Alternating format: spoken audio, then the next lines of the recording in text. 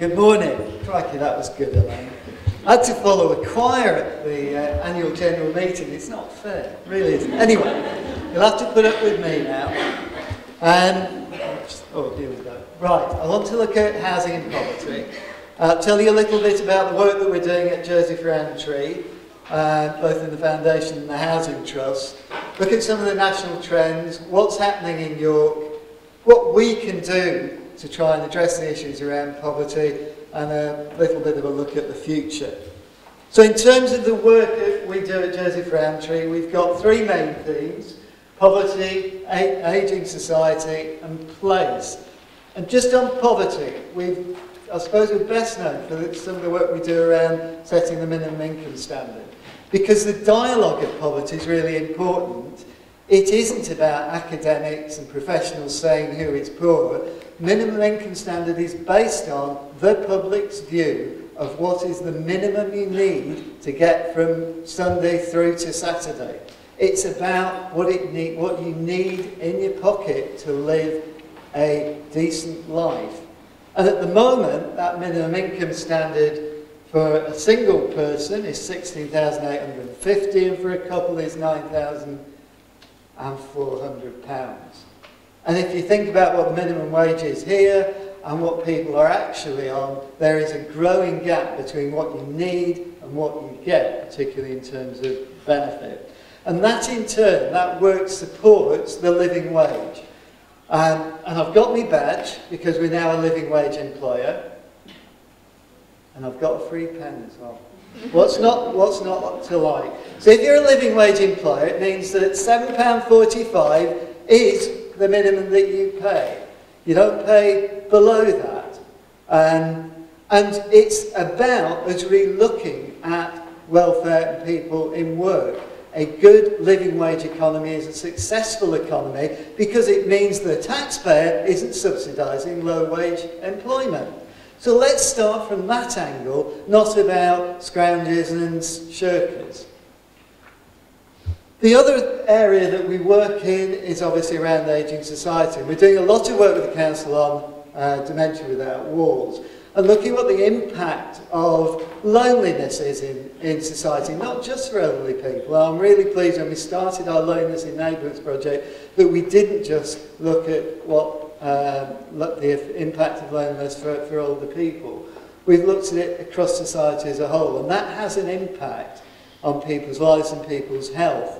And in a sense, both of those link through to place. And picking up some of the things that we saw in Elaine's presentation, it's about how do we support resilient communities where people thrive. And I've gone back over 100 years to the Garden City principles, because this is what I think, well, I know they set out to do. There is a sense of community ownership and long-term stewardship, because it isn't just about the housing association or the council, it's about the community taking ownership in their community, about community resources. It's about high quality imaginative design, not boxes. It's about strong local job offer. You don't build good communities without employment close by. Generous green space, access to local culture and recreational shopping, integrating accessible transport. This is over 100 years ago, still haven't got it. Local food sourcing and allotments. And on Derwentthorpe, a few other things that we've added in. Digital inclusion, so carbon fibre, broadband into the property. Energy efficiency, trying to get down the energy bills with a good airtight, if you like, fabric first approach. And in terms of transport, doing something about the car. And I know it's unpopular, but my goodness, what a difference it makes when you do start to succeed there. So some things that we ought to be aiming for when we're looking at future developments. And it's important we look at this now because the local plan is looking to, and I'm sure will succeed in getting, a big building boom going in York. And we're looking at 30,000 homes, and it's not about just building homes, it's about the neighbourhoods, the environment in which they are built. So, In terms of national poverty trends, what's happening? Well, for an organisation that's set on addressing the root causes of poverty, we really ought to resign because it's not working well, is it? We're seeing a fifth of the UK population experiencing poverty in any given year. And the thing about poverty is it's dynamic. You're in and you're out. You're not necessarily just stuck in one box. You're going between the two. 6.1 million people in poverty are in working households. This is the big story. Wages are not keeping in touch with inflation. Essentials have gone up by 25% over the last 5 years from the work we've done on minimum income standards. And if you take housing costs into account, you're putting an extra 3 million people would be classed as if in poverty. And that in turn has an impact on the number of children in poverty. And I think we've just got to continue to get the message across that this is working households. The route into work is not necessarily a route out of poverty. You have to link it to issues around the living wage. And that in turn means there's an impact on disposable incomes. We know benefits are getting tighter, and Steve's going to go through the Welfare Reform Act. But we're increasingly seeing this low pay, no pay cycle. And we've got, we estimate, about 4.4 million jobs which pay less than £7 an hour. And we know about massive cuts that are taking place in social security. I'm not going to do too much on the Welfare Reform Act, I know Steve's going to follow, but let's just look at what that impact is in York. 1,276 housing benefit claimants affected by the bedroom tax. £14 out your pocket before anything else. 6,652 people have had their council tax benefits reduced and are paying another £254. For our residents, that's probably the biggest impact. And one of the issues we have in York, and it's already been touched on by Councillor Tracy Lang, is this issue about York is a prosperous place. Crikey, I used to be director in Hull. People went, oh, God, look at York, they haven't got any problems. Our economy, our wealth, masks the poverty. And within that poverty, and areas of poverty, we've got high incidence of deprivation. Nationally, 20% of children in poverty compared to 13% in York, but 5 wards have higher than the national level. And if you know York, you know where they are. Westfield, Clifton, Heworth, Hull Road, Guildhall. Half the children in those wards live in poverty. And York has a high ratio of lone parents in child poverty. All maths. And here's this doesn't come out too well, but I've put it up because you can see where poverty is. And what this map does, it's produced by the City Council, is it also links into the issues around elderly people who are reliant on state support. And if you see at the top, New Iswick's in there now, as well as areas around Acre, Tanghall, etc. Now, I think what we are going to see is over time, what we're seeing is a polarisation within York between the well-off and the poor.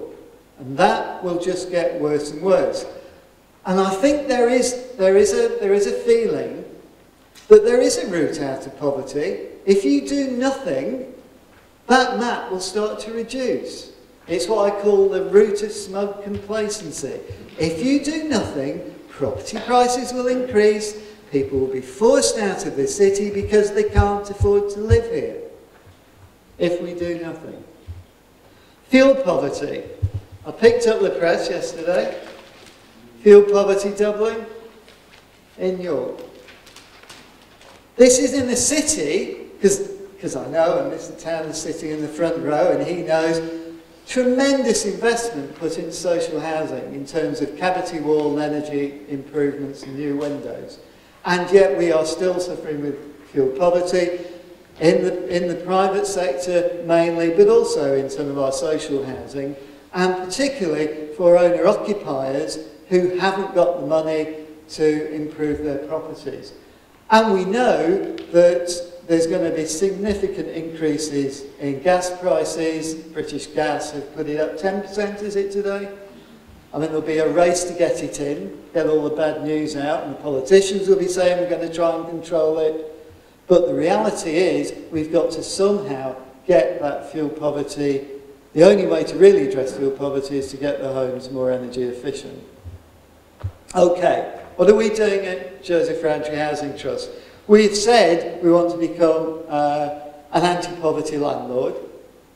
We want to become an anti-poverty employer, and that means paying the living wage. It means looking at our employment conditions and flexibility for people to be able to come into work, come back to work. And it's also about looking at our national strategy, trying to get a national strategy for the UK and trying to change the narrative around poverty. We've looked at the position for our own residents, and we've concentrated on debt, because I think debt is the thing that really hits. It's the thing that grabs a family, an individual, and drags them down. 30% of our residents in arrears declared that they were making debt payments on a monthly basis outside the rent payment. It was either the first or the second highest expense for 27% of those households, and 26 of them were paying more than 20% of earned income on debt. Not on food, not on clothes, not on heating, just paying the debt that they've got into. And a very simple graph, I'm sure we can do this for any of our for housing associations or the council, the sort of money people are paying on a monthly basis, £400 plus for some of those people. Small sample of our residents. So we've decided that we have to have an approach to this. We've said that we want to be a landlord where no household in arrears is facing eviction because of poverty. We're not saying that we are not going to evict for rent arrears. That's very important. We know that when we go to our tenants and we ask them, they are making sacrifices to get the rent paid, and they expect us to make sure that the rent is paid. But what we can do is work with people who are facing poverty and do something. We can do something about looking to reduce their expenditure, increase their income, provide access to affordable credit, and try and get them into sustainable employment. Now, I want to just look at the future and what that's going to mean, and look at three groups. First of all, young people. We know that what the life that young people are going to move into is going to be very different from what I've experienced. They cannot assume that they are going to be better off than their parents. They already know that because they can't get access to the owner-occupied market. Quite a few of them will still be living with their parents. Most are moving into the private rented sector. And the quality and the instability that that sector offers. And I think that what will happen, and is already happening, is that that cohort of young people who are finding their housing offers reducing are going to start doing something about it. I suspect this is going to be a big political issue, because these are socially media savvy generation who will organise and will say that we expect more. And it's quite interesting that in London now there are more people renting than owning. And if you look at what the politics of London are, they are now starting to look at the importance of doing something about private renting. When we've looked at that market, if you look at what's happened in Germany, on the continent, there is a healthy private rented sector, but it is at a good standard and it provides stability. Not a 6-month contract and the landlord putting the rent up twice a year or more. As housing associations, we have an opportunity to do something about that. We can, and increasingly housing associations are getting involved in the private rented sector to set standards. The issue for us is we can't do that at the expense of providing low rented accommodation for low income families and individuals. In terms of ageing society, lots about the increase in over 85s, an increase in people who will be presenting with dementia. We've looked at various models. Joseph Rowntree has looked at continuing care, retirement communities. But increasingly what we're seeing is pressure on local authorities to reduce their budgets in this area. And I'm getting a bit worried about the telecare debate, because, you know, if you've got dementia, having a wall talking to you isn't the most sensible thing. And it isn't an easy cut. People want to see people. Face-to-face contact's important. The trouble is, face-to-face contact's increasingly expensive. So we need to look at how we're going to address that growing population and provide a good standard of choices in their own home, but also in extra care and residential care. You cannot remove the need for residential care when you're looking into the future. And I think part of the solution may be us getting to talk to the clinical commissioning groups about trying to rebalance the amount of money that goes into health and the amount of money that we spend in the community. Because if you add a box, this is the amount of money that's on health, and then there's a little matchbox down here, which is what we're spending on people in their own homes and in residential care. We need to start rebalancing that. Finally, just want to look at design energy efficiency. Talked about the impact on fuel poverty. There is a big review going on, a red tape review. Let's get rid of all that silly red tape. That means that your house stands up and your house works efficiently and all the rest of it. Issues like lifetime home standards. Lifetime home standards are there for a reason. They're there to reduce costs further down the line. Good energy efficiency is about reducing energy bills, and it sells houses. Again, on Dermot thought, we know people are attracted by that offer. One of the things we can't allow to happen is for those standards to be eroded to a position where we're back to building poor little boxes. We have the lowest space standards in Europe, besides, I think, Romania and Greece, but I'm sure somebody will tell me that that's wrong. In terms of, if we don't get design right, we don't get design right now, then we're just going to replicate the problems for the future. I just want to end with something that Becky Tunstall at York University has been doing a lot of work about looking at space standards. And she's just published the latest update on that, and just a small extract from it. Housing space inequality reduced steadily from the 1920s to the 1980s. A massive success. The impact on people's lives and health by giving them living space is incalculable, really. It's made a massive difference. But that trend's reversed, and by 2011, inequality had returned to levels not seen for over 50 years.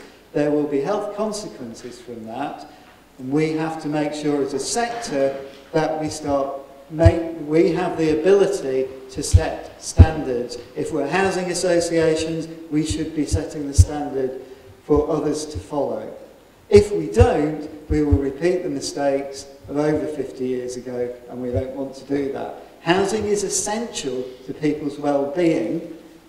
I'll end with a plea. I think there has to be a housing voice within the health and well-being committee structure, because if we're not there, we will be forgotten. And you can't forget the experience of housing for people in the city. Thank you.